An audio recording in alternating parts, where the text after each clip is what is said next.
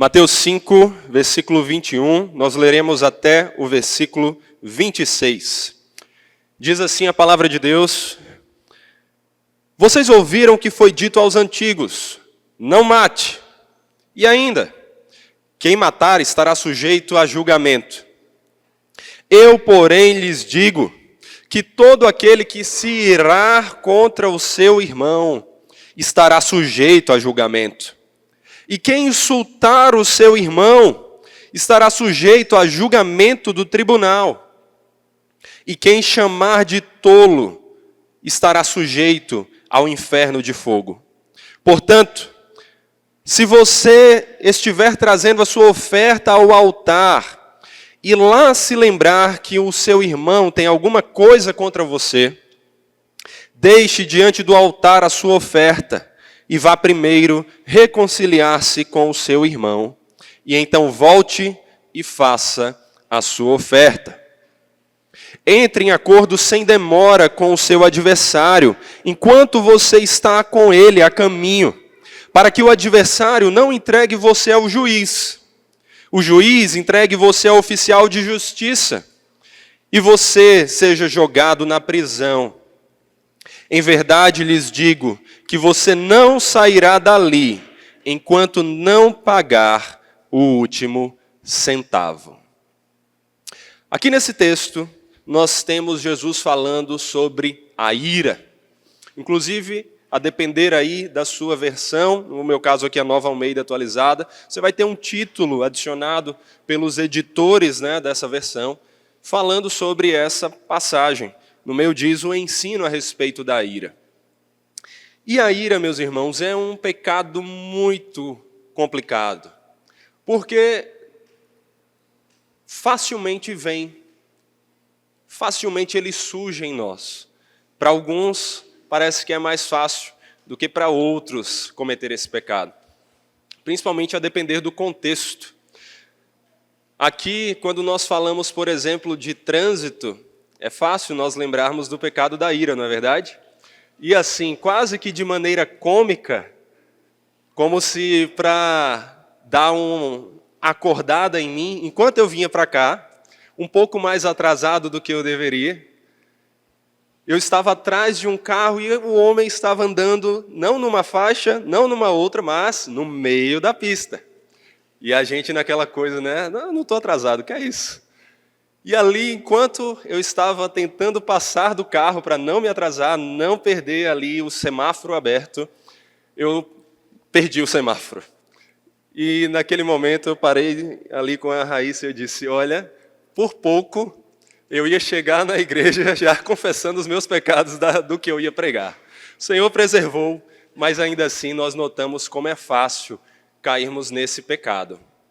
E uma história muito semelhante, que é também sobre o pecado da ira, envolvendo o trânsito, é uma que eu reconheci recentemente no livro que nós estamos usando no nosso PG dos homens, o livro Mentiras em que os Homens Acreditam e a Verdade que os Liberta. Lá o autor, o Robert, conta a história de um homem chamado Lloyd. E Lloyd era um dos donos de uma das principais livrarias ali da sua região, uma livraria chamada The Better Book Room, em Wichita, Kansas, uma cidade pequena.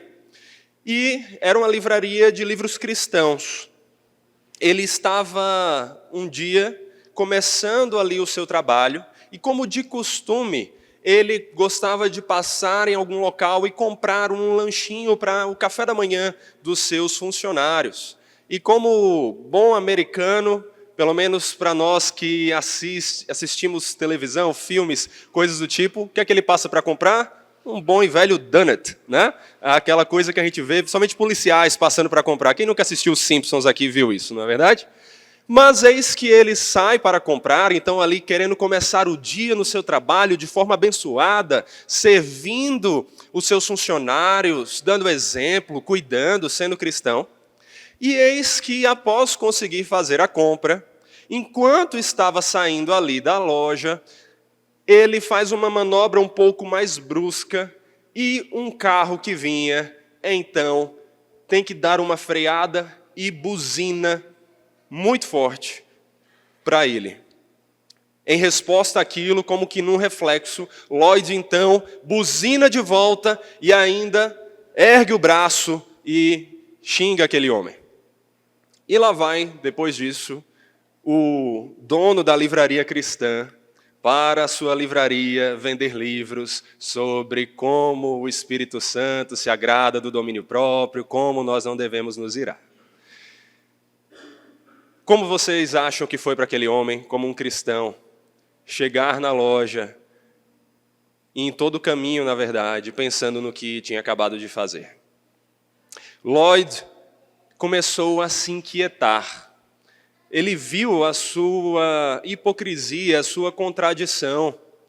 Ele viu que ele havia falhado, se irado de forma errada, injusta, e que ele havia ofendido uma outra pessoa, que ele não sabia nem quem era. Mas, vivendo numa cidade pequena, ele começou a tentar lembrar de todas as formas como era aquele carro, qual era a cor dele, qual era o modelo e até mesmo que placa era. E, acreditem ou não, mas de uma forma quase que milagrosa, ele conseguiu identificar quem era o dono do carro que ele havia fechado e que ele havia se irado e xingado. E mais do que a surpresa até aí, você se surpreende ao perceber que Lloyd pega o telefone e dá um jeito de falar com esse homem. E ele liga para o homem e diz: olha, meu nome é Lloyd, eu sou o homem que fechou você hoje no trânsito e que lhe xingou. E o homem, surpreso com aquela ligação, meio sem saber o que fazer, ainda ouve Lloyd dizendo: eu gostaria de ir aí visitar você. Olha só, né? Que ação. Não bastava tentar lembrar, ligar, talvez pedir desculpa pelo telefone. Lloyd fez questão de ir até lá conversar com esse homem. Então, poucas horas depois, não semanas, não depois, quando der tempo eu passo aí, poucas horas depois, Lloyd se encontrava no escritório desse empresário para pedir perdão a ele, para confessar que ele havia se irado de forma injusta e para dizer que ele sentia muito. Lloyd conta para ele que ele havia conhecido Jesus e que Jesus havia transformado a sua vida e que Jesus lhe mostrava que o que ele havia feito era errado e que ele deveria ir lá e confessar o seu pecado e pedir perdão. O homem, vendo aquela atitude tão surpreendente, olha para Lloyd e diz: me fale mais sobre esse seu Jesus. E a conversa se desenvolve até o momento em que o homem diz: eu quero viver para esse Jesus. Lloyd então ora com aquele homem e apresenta seu nome no trono da graça. Olha que história. Uma história que começou tão mal. Uma história que começou com uma atitude não cristã, mas que infelizmente parece que nós cometemos tantas vezes. Terminou da maneira mais graciosa que poderia. Com um homem, um cristão, sendo consistente com sua fé, se arrependendo do seu pecado e fazendo questão de ir até aquele a quem ele havia ofendido, para pedir perdão. Um ímpio, um incrédulo, que não conhecia Jesus até então de verdade, ouvindo aquele testemunho, vendo aquele homem, decide que também quer viver para esse mesmo Senhor. E então, onde abundou o pecado, superabundou a graça. Que história, meus irmãos. E aqui no texto de hoje, nós vemos Jesus falar sobre aquilo que com certeza estava na mente de Lloyd quando ele decidiu fazer o que fez. Um texto que muito provavelmente era o que estava martelando a cabeça dele, para que ele conseguisse encontrar o homem que ele havia ofendido e ir até lá, se humilhar e pedir perdão, assumir que havia se irado de forma pecaminosa. Esse texto que nós temos aqui diante de nós é onde Jesus nos mostra que a ira não é pouca coisa. Ira é assassinato aos olhos de Deus. Essa ira pecaminosa é assassinato aos olhos de Deus. E o texto vai nos ensinar então que nós não devemos nos irar pecaminosamente.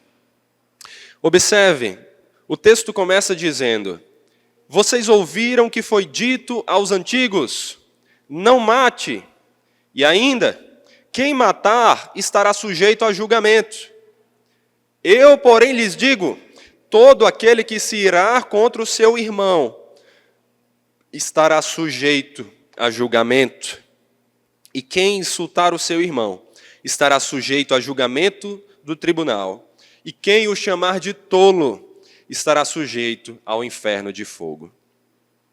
Esse texto é a continuação do texto que nós meditamos no Sermão do Monte na última vez. Um texto anterior a ele, no versículo 20 ainda do mesmo capítulo, você pode observar aí na sua Bíblia, termina com Jesus dizendo: porque eu afirmo que se a justiça de vocês não excederem muito a dos escribas e fariseus, jamais entrarão no reino dos céus. Quando nós meditamos nesse texto, nós vimos que, ao contrário da imagem que nós temos hoje, os escribas e fariseus não eram pessoas reconhecidamente hipócritas. Eles eram admirados como grandes religiosos, homens éticos, dedicados, zelosos. Eram homens que as pessoas olhavam e diziam: olha quanta retidão, quanta justiça. Mas nós vimos que Jesus estava falando: olha, essa justiça dos mestres da lei não é suficiente para entrar no reino dos céus. Nós vimos que Jesus mostra que não basta tirar 9, ou é 10, ou é 0.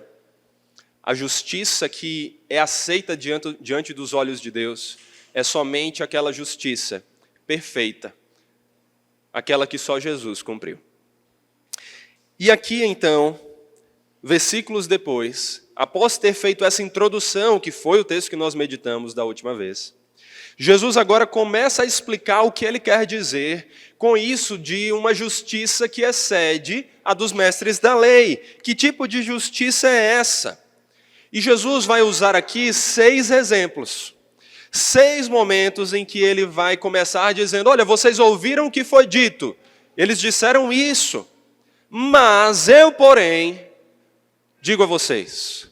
E Jesus então contrapõe o que os homens diziam com o que eles realmente deveriam ter dito.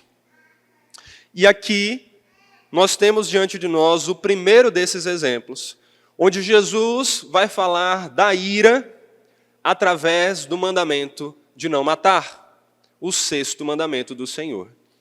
Aqui, Jesus começa falando como esse mandamento era interpretado pelos mestres da lei.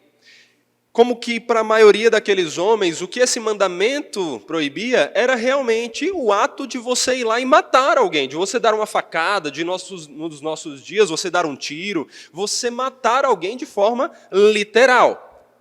Era isso que eles entendiam, esses mestres da lei entendiam, como a quebra desse mandamento. De forma que para eles, a justiça deles compreendia que se você não matasse literalmente alguém, você era inocente aos olhos de Deus no que diz respeito a esse mandamento. Ou seja, creio eu, nenhum de nós aqui seria condenado no que diz respeito a esse mandamento. Não segundo a justiça elevadíssima dos mestres da lei. Mas, ao contrário do que alguns pensam, Jesus não veio para afrouxar a lei. Não veio para revogar os mandamentos.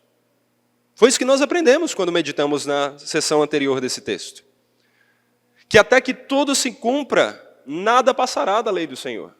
Nada passará da palavra do Senhor. E ele não veio para afrouxar, pelo contrário. Jesus veio para mostrar as grandes exigências da lei. Jesus mostra que a justiça dos fariseus e dos escribas, dos mestres da lei, não era elevada o suficiente como a sua, como a de Deus. eles eram muito flexíveis na sua interpretação da lei. Jesus quer mostrar aqui o que é que esse mandamento realmente significava. E então, nós vemos ele mostrar uma espécie de progressão de como esse mandamento era mais sério e mais grave. Primeiro, ele vai citar o mandamento de forma simples. Ele vai dizer, olha, o que é que os homens disseram? Não matarás, certo? Quando Jesus fala, ouviram o que foi dito, o que é que os antigos disseram? Ele está falando não como uma maneira de revogar o que a palavra de Deus diz, mas o que os mestres da lei diziam ao interpretar a lei. Ele então cita aqui o sexto mandamento de forma literal, não matarás. E depois ele faz uma espécie de paráfrase que resume o ensino das Escrituras a respeito do que aconteceria com quem matasse. Essa pessoa seria julgada, ela seria alvo de julgamento. Mas então, Jesus aqui explica com mais profundidade o que esses mandamentos queriam dizer. Que esse julgamento não é apenas para aqueles que forem lá e de forma literal matarem uma pessoa, mas que até mesmo a ira, o ódio que você tem contra alguém é suficiente para fazer com que, aos olhos de Deus, você seja considerado um assassino, alguém que quebrou o sexto mandamento. A ira não é somente aquela que pode nos levar ao assassinato.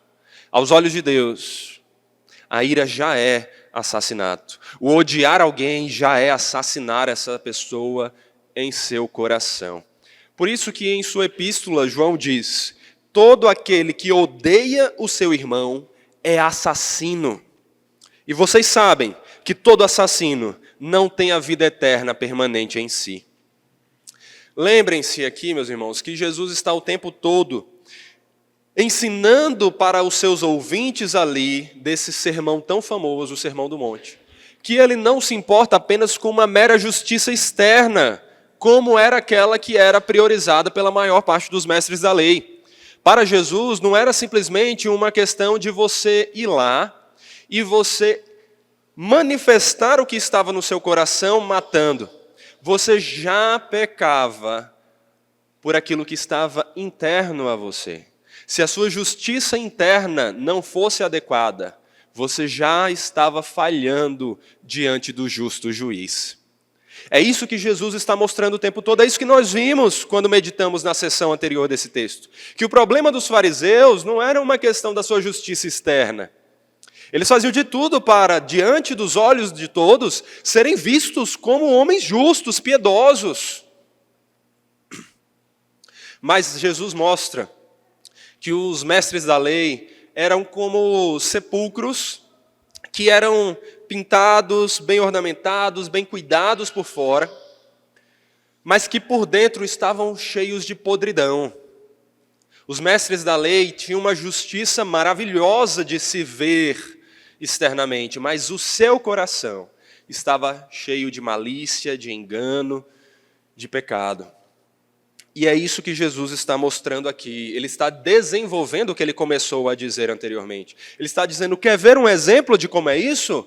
Quer ver um exemplo de como os mestres da lei têm uma justiça externa impecável, mas internamente já são pecadores miseráveis? Jesus começa com um dos pecados talvez mais sérios, não é verdade? Se nós ouvirmos alguém dizer que matou outra pessoa, é uma das coisas que nós mais vamos nos espantar, é ou não é? Talvez os dois pecados que a igreja acaba levando mais a sério sejam adultério e o assassinato. Todos os outros parecem, não, tudo bem, você pecou, mas se arrependa, está tudo certo. Mentiu, tá bom, não, tudo bem. Desobedeceu o pai, não, tá bom. Agora, mentiu, você assassinou e você adulterou, aí, meu amigo, fique ali, naquele banco afastado. Então Jesus pega um dos pecados mais sérios e diz, olha, os mestres da lei, o que é que eles disseram? Não matarás, não é? E quem matar é digno de julgamento, não é? Pois eu digo a vocês que é muito mais sério do que isso. E que por mais que esses homens façam questão de nunca sujar as suas lindas mãos com sangue,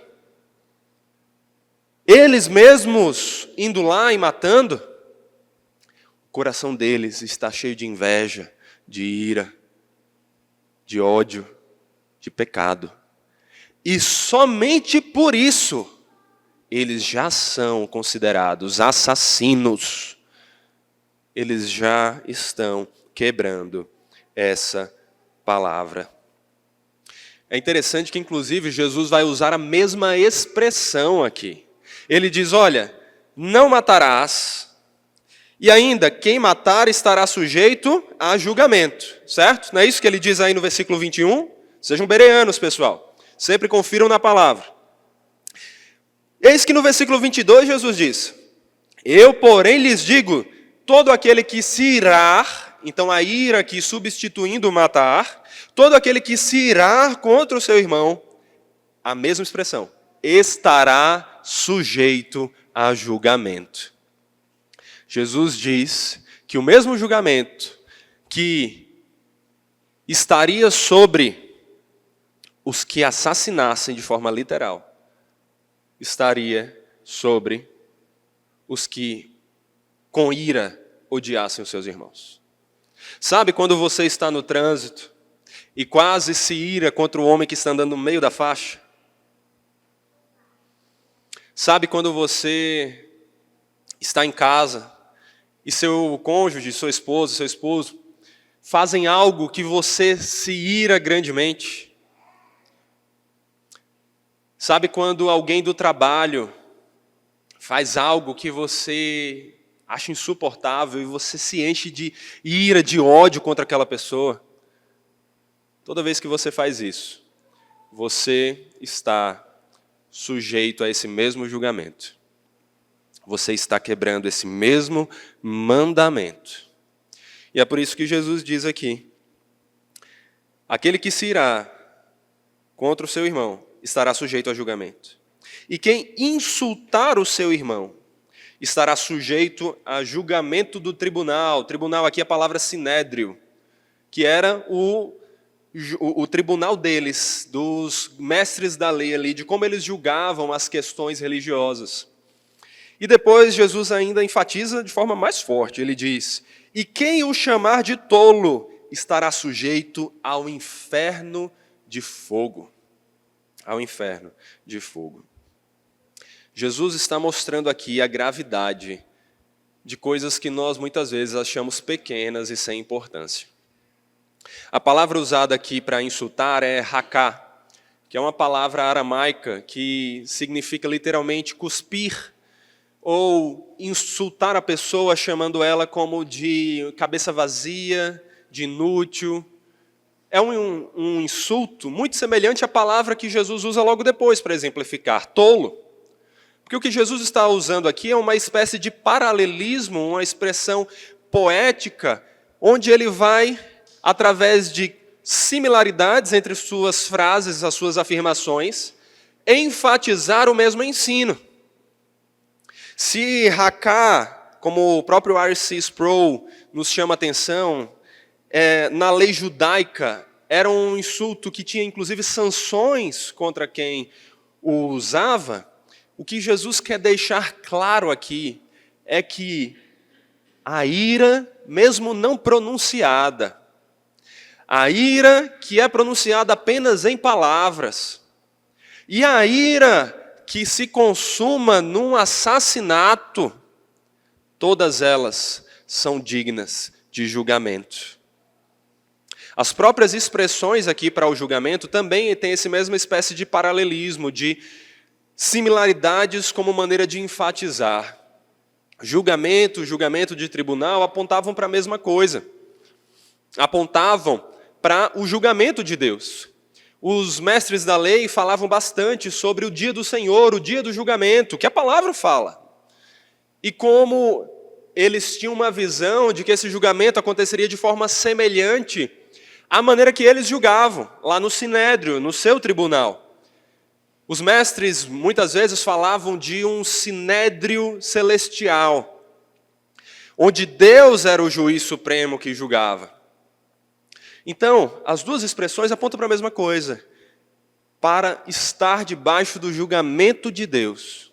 E a terceira expressão é simplesmente aquela que se tornou o símbolo mais forte do julgamento de Deus: o inferno de fogo. Inferno aqui é a palavra Geena, que era o nome de um local onde eram queimados os lixos da cidade, onde, inclusive, durante algumas épocas, homens e mulheres sacrificaram seus bebês, matando-os como uma oferta ao deus Moloque. Era um local que começou a simbolizar, se tornou um símbolo da condenação que Deus daria aos ímpios. Uma condenação em um fogo que nunca se apagaria. Um fogo que Jesus cita tantas vezes. Jesus é visto hoje em dia como aquele mestre bonzinho que só fala de amor, que só passa a mão na cabeça das pessoas. Mas eis que Jesus é aquele que mais falou sobre o inferno nas Escrituras. Mais falou sobre esse local de condenação.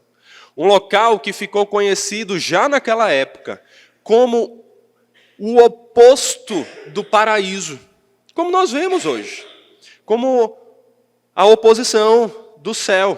Temos o céu e temos o inferno. O local que o próprio Jesus diz, onde as pessoas sofreriam com choro e ranger de dentes, sem jamais ter um fim. Um local onde haveria sofrimento inigualável. Esse é o local que Jesus cita aqui como uma expressão do julgamento de Deus para aquele que for lá e literalmente matar alguém, assassinar alguém. Para aquele que irado insultar alguém e para mesmo aquele que encheu o seu coração de ira e de ódio. Vale enfatizar que essa ira e esse ódio aqui não é aquela que surge em um segundo e depois passa. Ela está em oposição a outra palavra para ira, apontando aqui para uma ira que se desenvolve no coração. O que Jesus está condenando aqui é essa ira que você cultiva, que ao invés de assim que ela surge num reflexo, quando alguém lhe dá uma fechada no trânsito rapidamente, mas aquela ira que você cultiva, que você permanece, que você continua com ódio da pessoa, que como João diz, odiando o seu irmão, você é um assassino. E Jesus diz, olha, seja essa ira interna, porque Jesus se preocupa com a justiça interna, com a justiça do coração.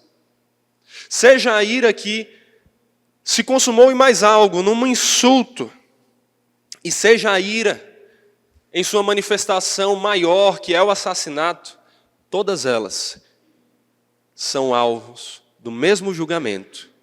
Todas as pessoas que permanecerem nesses pecados serão julgadas e serão condenadas no tribunal do Senhor. Serão lançadas no inferno de fogo, onde não tem fim o sofrimento. Veja a seriedade daqueles pecados que tantas vezes nós menosprezamos. Eu sempre digo aqui para vocês, muitas das vezes o que nós mais precisamos fazer não é ensinar algo novo. Meu papel aqui não é ficar trazendo novidades para vocês. Eu não sou um apresentador, alguém que está entretendo vocês aqui. Meu papel não é trazer novidades. Meu papel é trazer para vocês o que a palavra diz e que muitas vezes vocês já ouviram incansavelmente, repetidas vezes. Sabe por quê? Porque nós temos um pecado chamado esquecimento. Alguns têm mais do que outros, não é verdade? Mas quando falamos da seriedade da palavra, esse pecado, ele surge em todos nós. em qualquer pessoa, inclusive no pastor. E eu não estou aqui para pousar de santo para vocês. Meu papel aqui é como um pecador redimido, assim como vocês, pela graça e misericórdia do Senhor, tentar ensinar para vocês o que a palavra diz, relembrando coisas que nós já sabemos. Inclusive, ensinando através do exemplo. A palavra diz que eu tenho que ser exemplo, que o pastor tem que ser exemplo para vocês. Mas esse exemplo não é só no sentido de ser alguém que cumpre perfeitamente a lei, porque eu não sou. É óbvio que eu não sou. E é interessante como Deus faz questão de me lembrar isso. Como muitas vezes, em momentos que eu vou pregar sobre algum tema específico, na semana em que eu estou preparando o sermão, eu luto contra aquilo mesmo. E essa semana foi uma semana particularmente difícil. Uma semana de muito cansaço, muitas doenças. Eu acho que muitos de vocês sabem aqui que nós estamos num mês difícil. Muitos de vocês, inclusive, estão passando também, né, por esse mês difícil de doenças. E em meio ao cansaço, iras surgiram, iras pecaminosas. E é por isso que é tão importante nós sermos lembrados do que nós já sabemos. Porque nós não nos iramos, porque nós não sabemos que é pecado irar. Nós não nos iramos porque nós não sabemos que a ira é algo tão sério assim aos olhos de Deus. Nós nos iramos porque nós ainda lutamos contra o velho homem. E muitas vezes deixamos que aquela palavra que deveria estar aqui, na nossa mente, inculcada, deveria estar aqui, estampada a um palmo dos nossos olhos, nós deixamos que essa palavra seja esquecida no nosso coração e damos vazão aos nossos pecados. Você não está aprendendo nada novo aqui. Meu objetivo aqui não é trazer uma novidade incrível para você, é lembrá-lo daquilo que você já sabe. Ira é algo seríssimo aos olhos de Deus. E nós devemos nos arrepender de todas essas iras pecaminosas, confessando ao Senhor. E também, não somente isso, mas indo atrás de pedirmos perdão contra aquelas pessoas com quem nos iramos. Lloyd deu o exemplo disso. Antes ele deu o exemplo do que nós não deveríamos fazer, não foi? E muitas vezes nós fazemos isso. Mas nós não devemos tentar esconder que nós falhamos. Devemos confessar. E então, arrependidos, tentarmos agora, pela graça daquele que cumpriu tudo isso perfeitamente, que nunca teve nenhuma ira pecaminosa, então, agirmos da maneira correta, pedirmos perdão. E é por isso que o texto vai continuar nos dizendo aqui mais a respeito sobre esse perdão. Mas antes da gente avançar aqui, eu só quero fazer um adendo importante relacionado a um tema que é muito mal compreendido e popularizado de forma errônea na igreja. A velha história do pecadinho e pecadão. Muitas pessoas aprenderam uma frase que se tornou quase um provérbio, algo que todo mundo repete, que é o quê? Não existe pecadinho e pecadão. Não é assim? Mas eu sinto dizer, não é isso que a palavra diz, não é isso que o Senhor ensina. Nós vimos no sermão passado sobre o trecho do versículo 17 ao 20, o Senhor Jesus falando de mandamentos maiores e menores. Nós vimos aqui o Senhor falando sobre uma espécie de graduação dos pecados. Porque entenda, sim, é verdade que todo pecado é gravíssimo, porque é uma ofensa contra um Deus perfeitamente santo. E, portanto, qualquer pecado, o menor deles, é impagável pelas nossas obras. É verdade que Deus não está preocupado com o nível de pecado ou santidade que nós estamos, qual é o nosso nível. Eu falei para vocês, para Deus não importa 9, 9,5, 9,9, ou é 10 ou é 0. É isso que Tiago diz, Tiago 2,10 é um texto importantíssimo que nos ensina que aquele que tenta guardar toda a lei, mas tropeça em um só ponto, se torna culpado de todos. Sabe por quê? Porque o que resume a lei é o amor. E qualquer pecado é uma demonstração de falta de amor. Falta de amor a Deus, acima de todas as coisas, e falta de amor ao próximo, como a nós mesmos. Então, sim, por um lado, eu quero enfatizar, todo pecado é gravíssimo. Não olhe para a ira como um pecado pequeno, do tipo, não, esse é um pecado que não importa. Todo pecado é gravíssimo. Se você se ira contra o seu cônjuge, vá lá e peça perdão. Se você se ira com alguém, vá lá e peça perdão. Se você se irou, se arrependa e clame por perdão. Todo pecado é gravíssimo. Não menospreze nenhum deles. Em compensação, por outro lado, nós precisamos lembrar o que o próprio Jesus está dizendo. Existem sim pecados mais graves do que outros. É óbvio, gente, que você se irar internamente no seu coração e você ir lá e matar uma pessoa, é um pecado muito mais sério você matar a pessoa. Claro que é. Não só pelas consequências em si. As consequências deixam isso muito claro. Mas pela própria vontade do Senhor. O Senhor várias vezes na Escritura fala que há coisas que Ele odeia mais do que outras. Além disso, por que eu quero enfatizar isso? Porque nós somos pecadores, não é? E pecador quer o quê? Sempre uma maneira de se justificar. E de entrar numa zona mais confortável para os seus pecados. Então, muitas vezes, o que nós fazemos com essa falsa compreensão do não há pecadinho e pecadão? Nós dizemos, se eu já tive a ira, então agora eu posso insultar, eu já pequei no coração mesmo, eu vou terminar de pecar. Tantos e tantos que são aconselhados com o pecado, inclusive Jesus vai falar depois, está relacionado a ele, sobre o pecado do não se relacionar com as pessoas do outro sexo da maneira correta, do adultério, e que hoje se manifesta tanto na pornografia.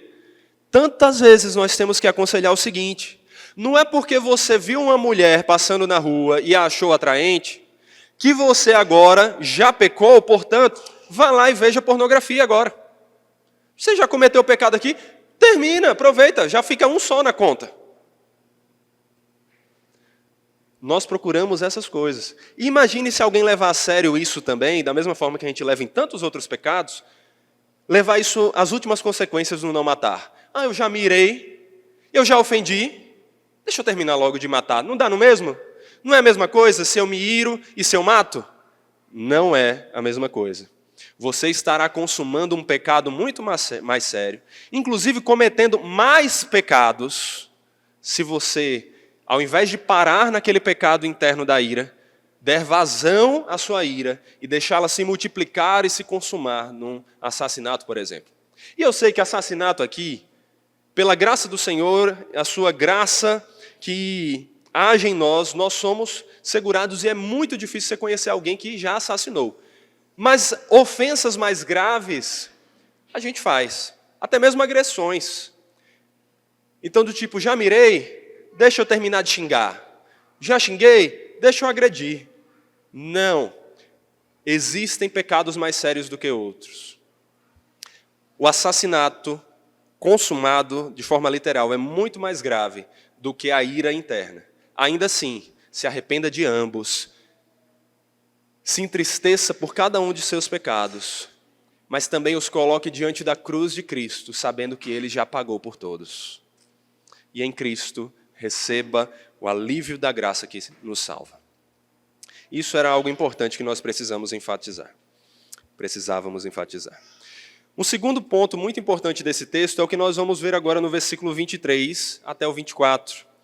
É que nós não devemos tentar ser aceitos na presença de Deus, confiados em seu perdão, quando nós mesmos não estamos resolvendo os nossos conflitos por meio do perdão. Olha o que é que o texto diz. Versículo 23. Portanto, se você estiver trazendo a sua oferta ao altar, e lá se lembrar que o seu irmão tem alguma coisa contra você, deixe diante do altar a sua oferta, e vá primeiro reconciliar-se com o seu irmão. Então volte e faça a sua oferta.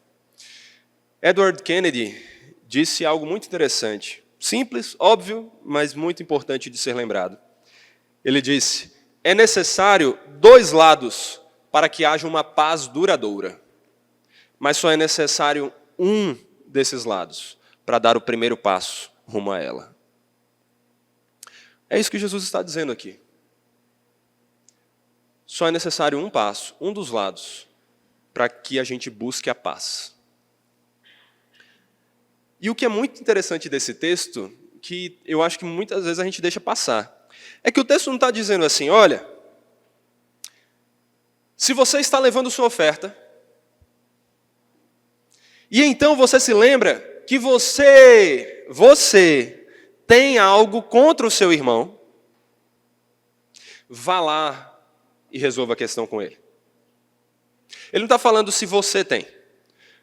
Porque é outra desculpa que nós, pecadores, gostamos muito de usar, né? Tantas vezes eu já fui aconselhar pessoas que estavam em algum conflito, e eu chego para a pessoa e digo: minha irmã, vá lá, resolva esse conflito, peça perdão. Meu irmão, vá lá, resolva esse conflito, peça perdão. E a pessoa diz: não, pastor, eu não tenho nada contra ele ou ela. Eu estou bem. É só ele que está lá com a ofensa. Mas eu não tenho nada, eu já perdoei tudo no meu coração. Vocês já ouviram coisas semelhantes? Só que o texto não está dizendo se você tem. O texto está dizendo: olha, você está de boa, está lá, minha irmã. Não tenho nada, pastor, estou tranquilo no meu coração, cheio de paz. Mas o seu irmão ficou ofendido com algo que você fez, então pare e vá lá resolver a questão. Você já tinha prestado atenção nisso? Nesse ponto do texto? Que o ponto não é se você está ofendido, o ponto não é você, o centro do mundo.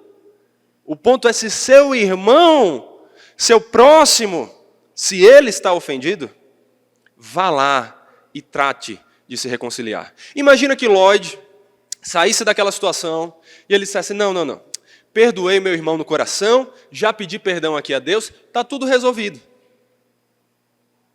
Que é o que nós fazemos geralmente, não é?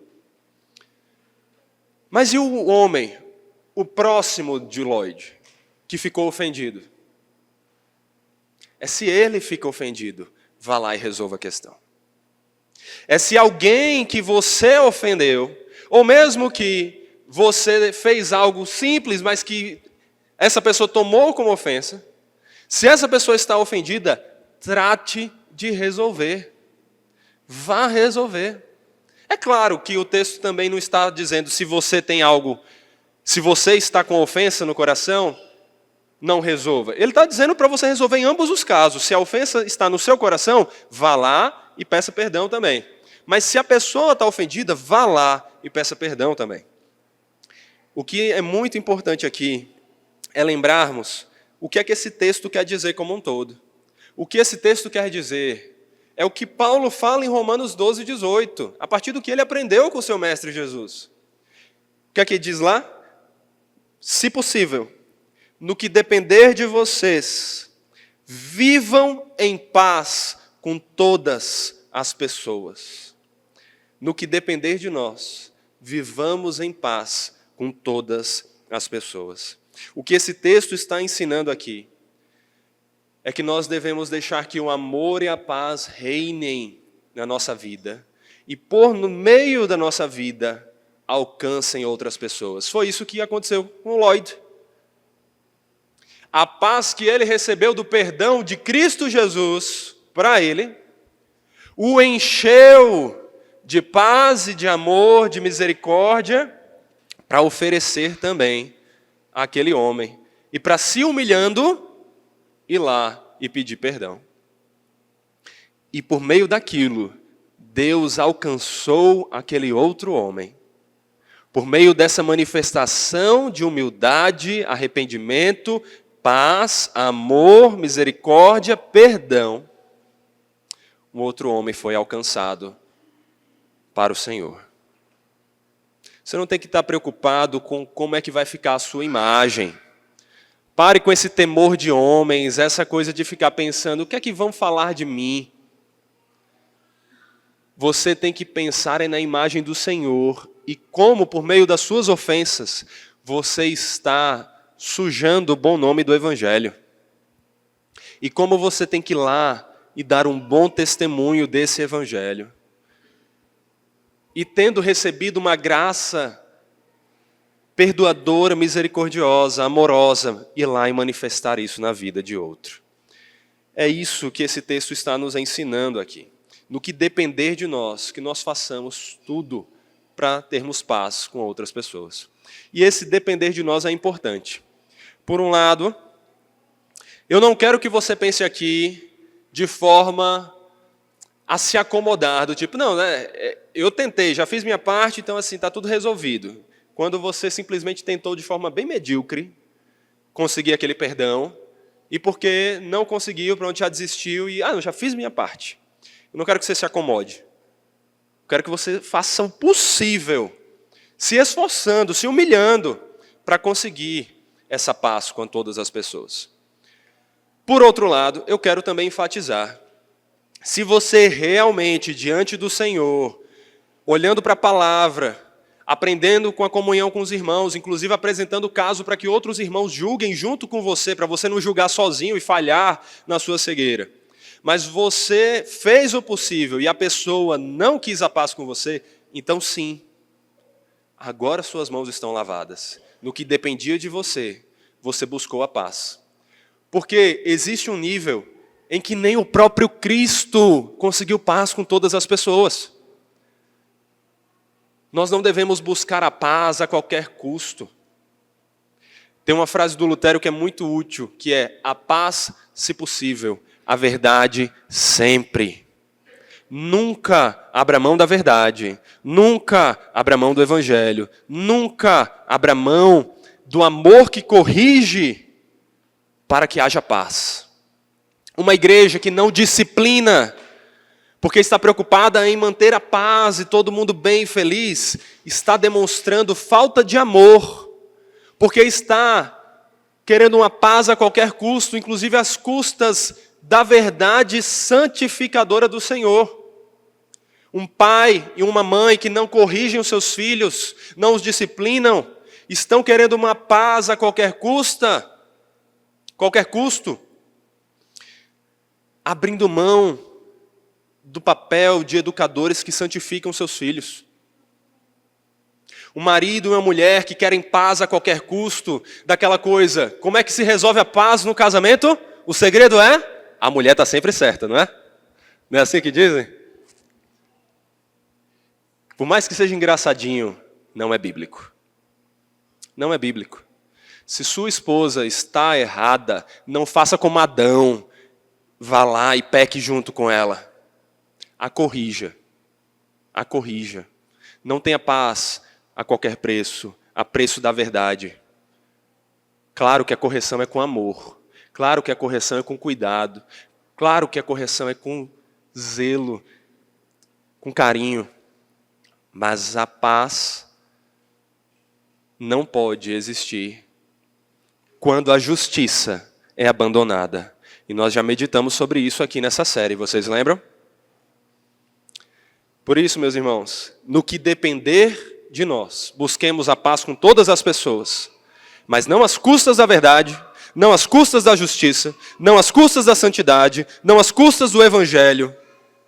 Não busquemos paz com as pessoas porque não falamos dos seus pecados e da condenação que virá sobre eles se eles não se arrependerem. Busquemos paz com as pessoas, levando o evangelho que traz a paz. Isso é que importa. E é isso que nós devemos lembrar.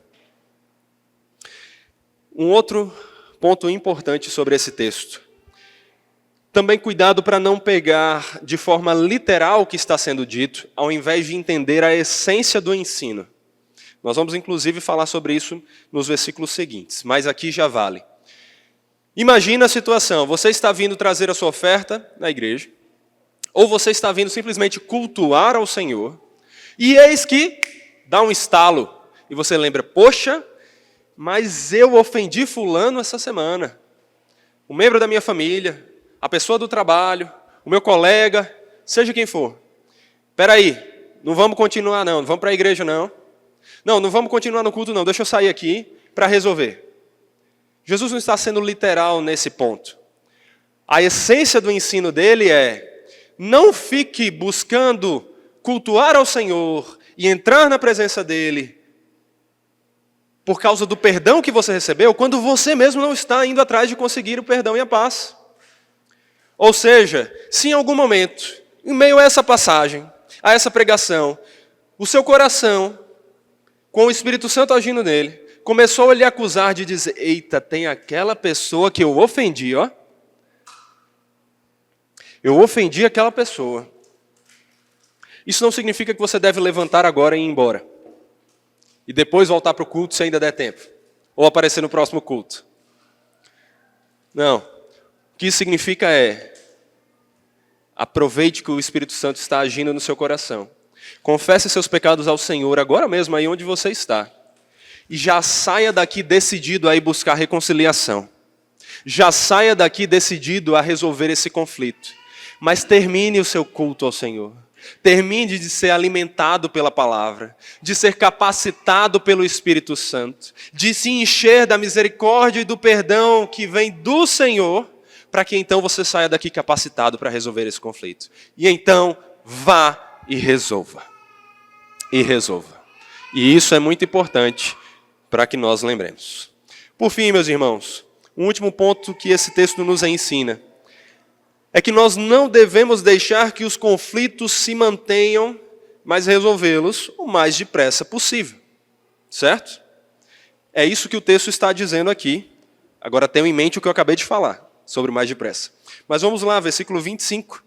Diz: entre em acordo sem demora com o seu adversário, enquanto você está com ele a caminho, para que o adversário não entregue você ao juiz.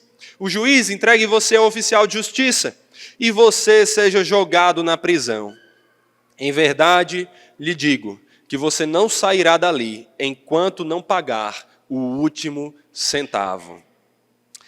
Esse texto aqui é muito interessante, porque ele tem um aspecto histórico-cultural que, quando nós o conhecemos, traz uma profundidade maior para o que Jesus quer dizer. E lembre-se sempre disso, Jesus não falava de forma abstrata, ele falava na linguagem que o povo entendia. Por mais que para nós, do século 21, 2000 anos depois, pareça muitas vezes que não está exatamente conectado com a nossa realidade. Mas está, ainda que com a linguagem para os seus primeiros ouvintes. E aqui é semelhante. O autor James Freeman e Harold Chadwick, no livro Maneiras e Costumes da Bíblia, dizem o seguinte sobre essa passagem. De acordo com a lei romana, se uma pessoa tivesse uma briga que não pudesse resolver em particular, ela tinha o direito de ordenar que seu adversário o acompanhasse até o pretor, até o oficial de justiça ali. Se o adversário se recusasse, o promotor levava alguém presente como testemunha, dizendo: posso levá-lo como testemunha? Se a pessoa consentisse, ela oferecia a ponta da orelha que o promotor tocava. Isso era uma forma simbólica que era observada em relação às testemunhas em algumas outras cerimônias legais entre os romanos.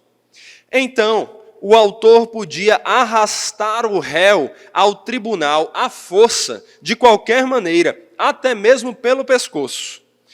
Mas pessoas como ladrões e assaltantes podiam ser arrastadas perante o juiz sem a formalidade de chamar uma testemunha. Se no caminho para o juiz a dificuldade fosse resolvida, nenhuma outra medida legal era tomada. Jesus se refere a esse costume no texto. Quando o acusado é legalmente apreendido pelo acusador, ele é instado a resolver sua disputa enquanto está a caminho do juiz, para que não seja necessário nenhum outro processo legal. Então era esse costume que havia ali, no meio do Império Romano, onde essas histórias estão acontecendo, que Jesus tinha em mente quando ele fala aqui. E ele diz: olha, você está com um adversário, você está com um conflito que vocês não estão conseguindo resolver, ele vai levar você para o tribunal. E ali o julgamento é muito mais sério. Ali você pode enfrentar uma condenação muito maior. Então, enquanto você está sendo arrastado, enquanto você ainda está no caminho, enquanto ainda há tempo, seja rápido. Resolva o conflito antes que seja tarde demais. Trazendo isso para nós, o que esse texto está querendo dizer é, antes de você se deparar com o tribunal de Deus, resolva os conflitos que você tem aqui o mais rápido possível. Porque você não quer chegar diante do Deus justo, como aquele que diz ter recebido o perdão e misericórdia dele, mas não foi capaz de oferecer a outros.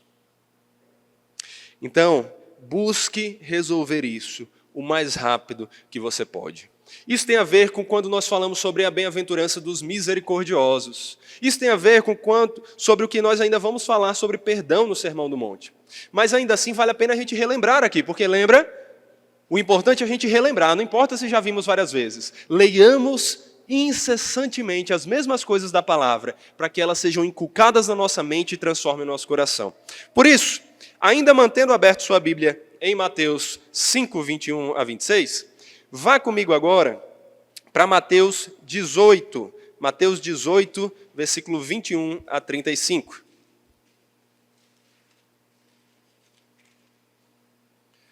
Mateus 18, versículo 21 a 35. Texto muito conhecido, que nós já meditamos aqui através de citações em meio a outros sermões, mas que vale a pena nós lembrarmos, porque tem tudo a ver com o que nós estamos falando aqui. Diz assim no versículo 21, então Pedro, aproximando-se, perguntou a Jesus, Senhor, até quantas vezes meu irmão pecará contra mim, que eu lhe perdoe? Até 7 vezes? Jesus respondeu, não digo a você que perdoe até 7 vezes, mas até 70 vezes 7. Por isso, o reino dos céus é semelhante a um rei, que resolveu ajustar contas com seus servos. E passando a fazê-lo, trouxeram-lhe um que lhe devia 10.000 talentos. Não tendo ele, porém, com que pagar, o senhor desse servo ordenou que ele fosse vendido, ele, a mulher, os filhos e tudo o que possuía, e que assim a dívida fosse paga. Então, o servo, caindo aos pés dele, implorava, tenha paciência comigo e pagarei tudo ao senhor. E o senhor daquele servo, compadecendo-se, mandou-o embora e o perdoou-lhe a dívida. Saindo, porém, aquele servo, encontrou um dos seus conservos que lhe devia 100 denários, muito menos do que 10.000 talentos. Agarrando-o, começou a sufocá-lo, dizendo, pague-me o que você me deve. Então o seu conservo, caindo aos pés dele, pedia, tenha paciência comigo e pagarei tudo a você.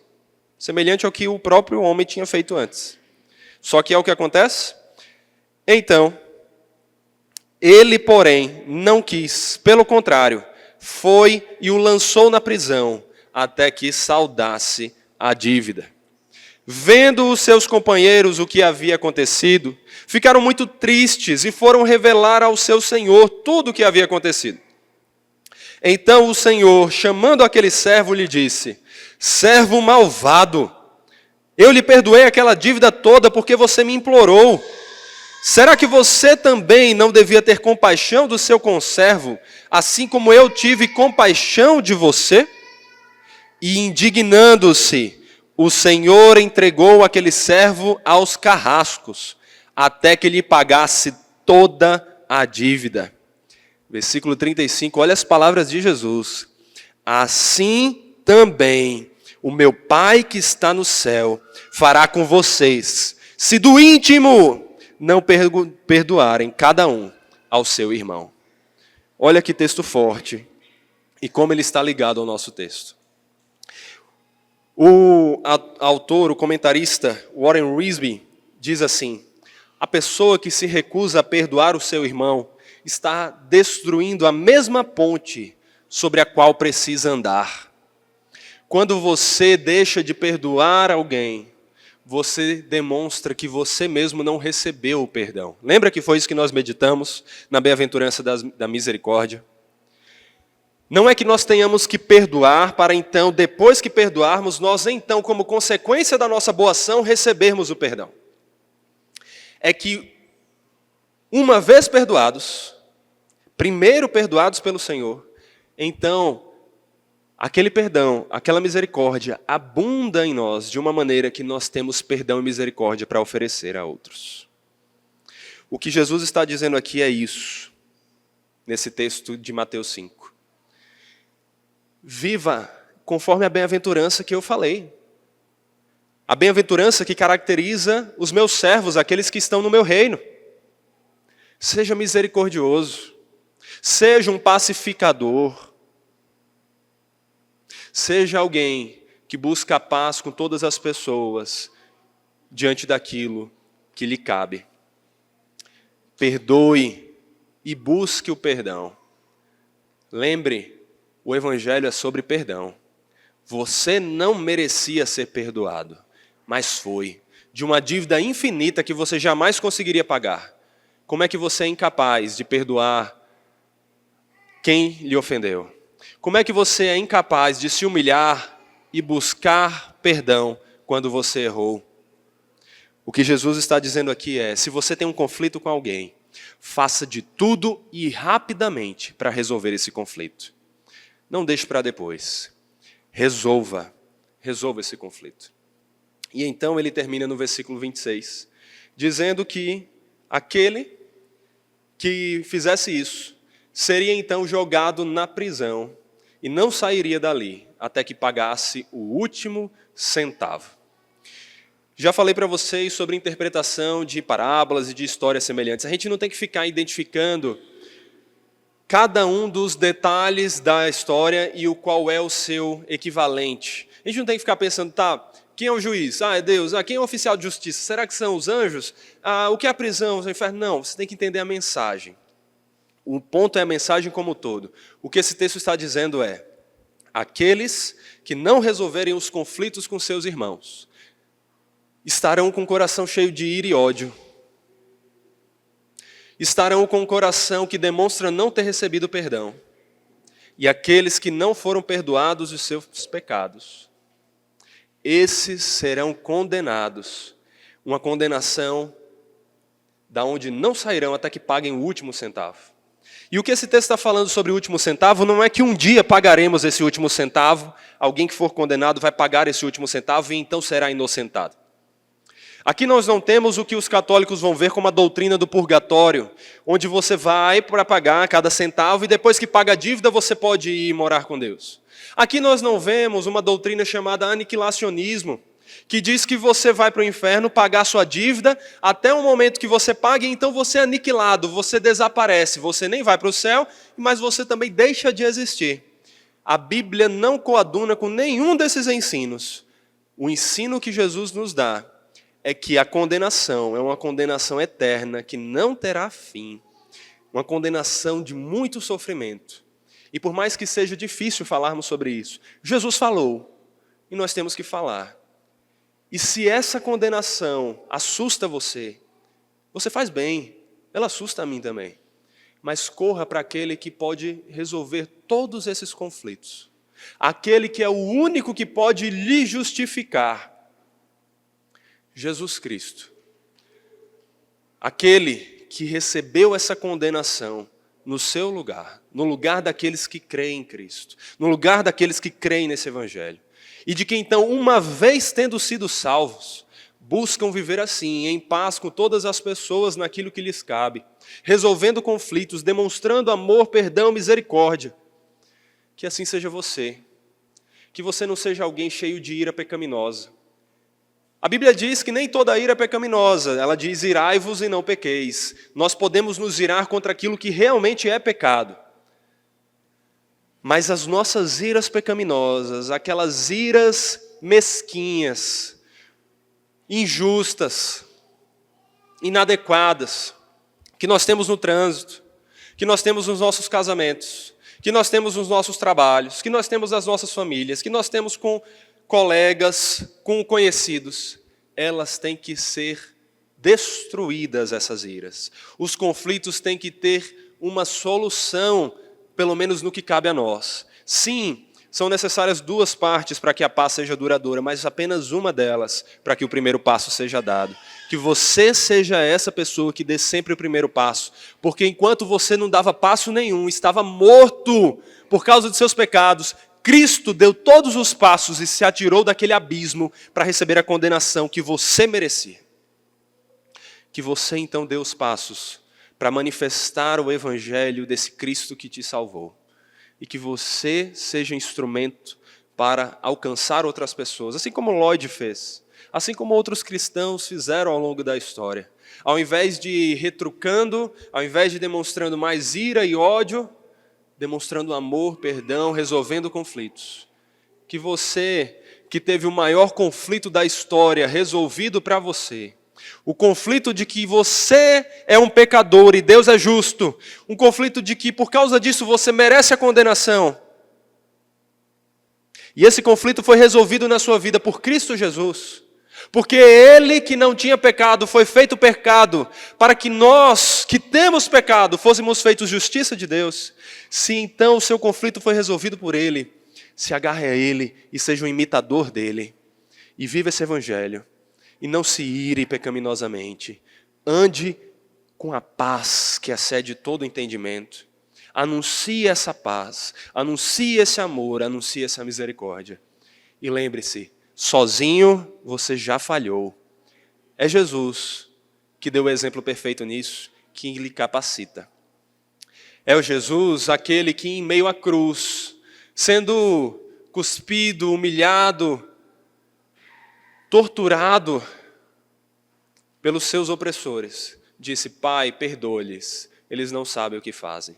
Que você seja o imitador desse Senhor, como Estevão fez quando estava sendo apedrejado, citando as palavras do Senhor, que você seja aquele que busca a paz. A paz, não às custas de todas as coisas, não às custas da justiça, mas a paz que está de acordo com a justiça e que faz com que o homem seja justificado diante do Senhor. Que esse evangelho esteja no seu coração e que ao invés da ira, abunde no seu coração esse amor do Senhor que te salvou. Oremos. Pai Santo, nós temos um coração pecaminoso, inclinado à ira. Nosso coração era dominado por isso. Éramos filhos da ira, filhos da tua ira justa, porque nós merecíamos a condenação. Mas também cheios de ira pecaminosa, porque nos irávamos contra aquilo que era justo. Nos iramos tantas vezes. Às vezes deixamos que essa ira se manifeste em algo mais, em ofensas, e até mesmo em agressões. E quantos não já deixaram que ela se transformasse em assassinato consumado? Mas todos esses pecados te desagradam, são dignos de julgamento. Que nós não andemos assim. Que uma vez tendo sido inocentados pela justiça daquele que sofreu a ira em nosso lugar, que agora não cuspamos na face dele, ainda tentando viver em pecado, mas vivamos em justiça. Que não entreguemos os nossos membros ao pecado, mas para a justiça, para servirmos ao Senhor e ao nosso próximo. Que o Senhor nos encha do teu Santo Espírito, cujo fruto é domínio próprio, é paciência, é paz. Que esse Espírito transforme o nosso coração, para que assim sejamos e hajamos na vida do próximo. Independente de se ele é da nossa igreja, de se ele é de outra igreja, de se ele não é de nenhuma igreja. Onde nós estivermos e com quem nós nos envolvermos, que vivamos sendo luz, agindo com amor, com graça, misericórdia e perdão. E sempre que pecarmos, que confessemos o nosso pecado ao Senhor, sabendo que em Cristo, nosso advogado perfeito, nós temos o perdão. Mas não confessemos apenas ao Senhor os pecados que fizermos contra o próximo também. Que nós saiamos da nossa zona de conforto e que, indo até essas pessoas, peçamos perdão e resolvamos os conflitos enquanto ainda há tempo. Que o Senhor haja assim, nos transforme, nos capacite e nos guie, e nos mantenha com os olhos fixos em Cristo, aquele que fez isso de maneira perfeita. Em nome dele que nós oramos e agradecemos. Em nome de Jesus. Amém.